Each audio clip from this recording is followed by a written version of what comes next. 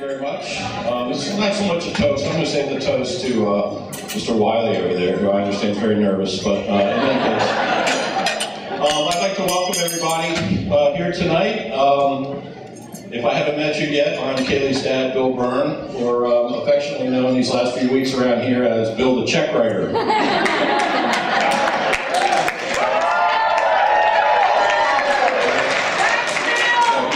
But I hear a lot of nervous laughter because I look around the room and I see my brother Rich, who has 2 girls, and the Spurlocks, who have 2 girls, the Humphreys, who have 2 girls, the Curleys, who have 3 girls, and I found out last night that Tom Byrne has 4 girls.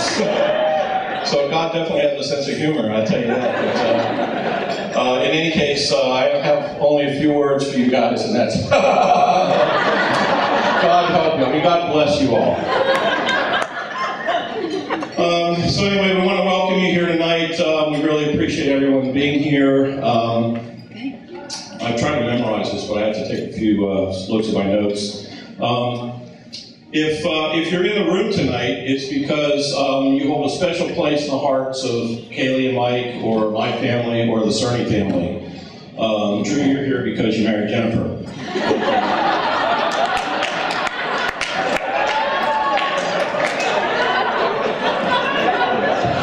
If you're not here tonight, if you're on the B list, if you will, I've been told it's because I was too cheap to make the group any larger. But Bill Desmond was invited, so that can't possibly be it. Where's Bill? Anyway, you know, as I look over this group, it's not every day that I have a captive audience of like 178 people. And so it's a tremendous opportunity for me to tell a few garage sale or picking stories.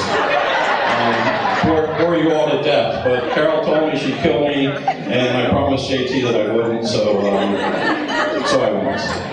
Anyway, I'd like to recognize a few special people that are here tonight. Not that you all aren't special, but we have 3 grandmas here tonight. We have my mom, we have Carol's mom, and then we have Suzanne Cerny's mom.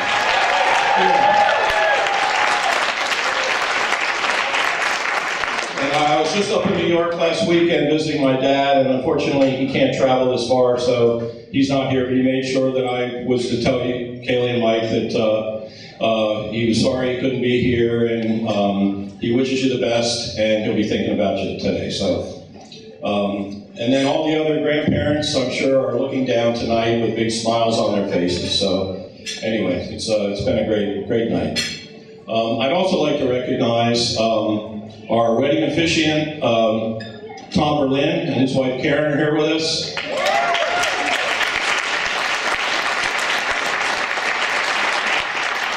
You know, I had dinner with Tom last night, and I told him, you know, I'm going to be the next guy that has to go after you, and that's a tremendous pressure. But your eloquence, as usual, was second to none, and we really thank you for. Kayley was thrilled that you agreed to marry her and Mike, and you know, it was just unbelievable. So thanks again. Really appreciate it. We also have one of Kayley's high school running coaches here tonight. Coach Kiernan, Mike, is here with his wife. And, you know, we really appreciate the fact that you agreed to come and share this great occasion with us. And thank you for that. And thank you for all you did for her over the years. We really appreciate it. And finally, I'd like to thank Rich and Carol Wax, who graciously sponsored us here tonight at this beautiful venue, Army Navy Country Club. I mean, is this a beautiful place or what? Where are they? Where are they? We put them in the back, sorry. But it's been a beautiful venue, and we really appreciate the fact that you shared your club with us tonight. So thanks again. Okay, now I'm told I have to say a few words about the lovely couple over here. And I would like to go on record as saying that I was the first one, before this relationship even happened. I was the first one to call it. A few years ago, Kayley sponsored a bunch of guys from Unisys at the NRA range one afternoon for an afternoon of shooting. And typically, when you get a bunch of guys with a bunch of fun guns and free ammo, they're totally into the situation. But there was one young man there that really didn't seem to be so much interested in the shooting part, but kept stealing surreptitious glances at my daughter all afternoon. Yeah, I caught you. And when I asked Kayley, and obviously that was Mike, and when I asked Kayley afterwards, I said, you know, who is that guy? Before that question was even out of my mouth, she blurted out, he has a girlfriend, Dad. So I went home that night, I told Carol, I said, you know, something's up here. Father's intuition, you know, is telling me something, and obviously today I've been vindicated that I was right.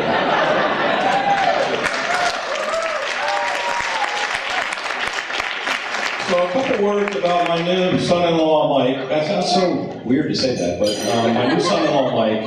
If you ever want to hear Mike stammer or be lost for words, ask him what his handicap index is before you play around a golf with him. And there'll be this long, pregnant pause that normally pisses you off, but my golfing partner, Dennis, and I, we really don't mind it so much as long as he keeps bringing fish like Drew to come and play and bet with us. So.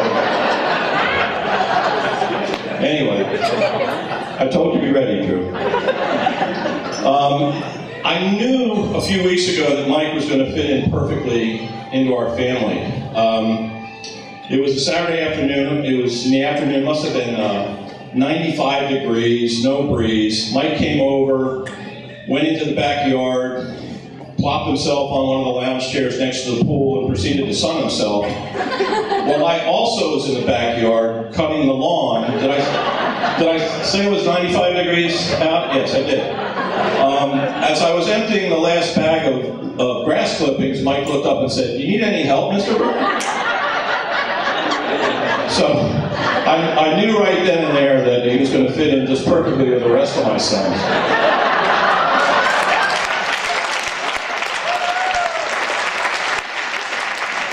Which really isn't fair, because JT has cut the grass once or twice since he's been on his son, but anyway, I digress. So anyway, the Valiant's starting to wear off, so if I get a little weak-kneed on this next part, please bear with me.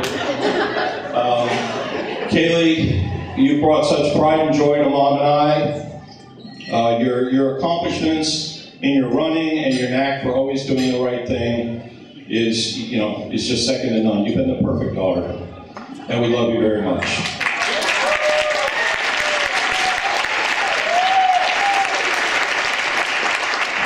Now, I was almost on the home stretch of this speech, and then they were telling me the other day, well, Dad, didn't you write a poem? There have been other family occasions, like my parents' 50th wedding anniversary, where I wrote a poem, if you can believe that. So, they gave me enough grief that I wrote a poem. Now, I haven't memorized it because I just wrote it like yesterday, so I'm going to read it, but I hope I can get through it.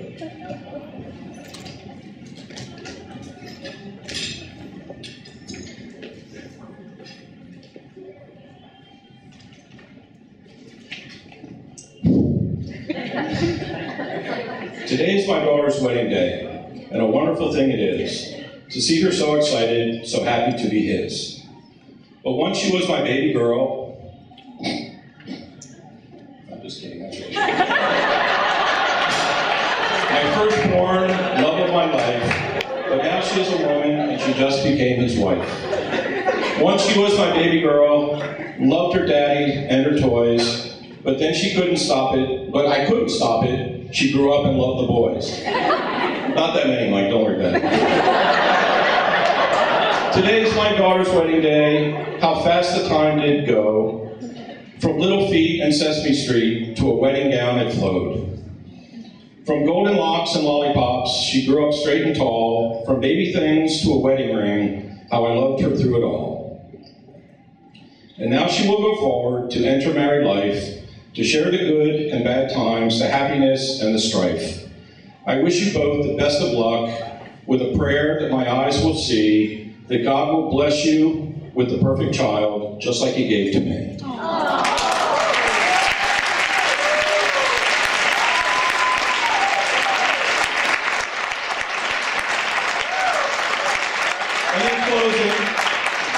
closing, it's been almost 28 years. It was in September 6th of 1986 that Carol and I tied the knot here in Northern Virginia.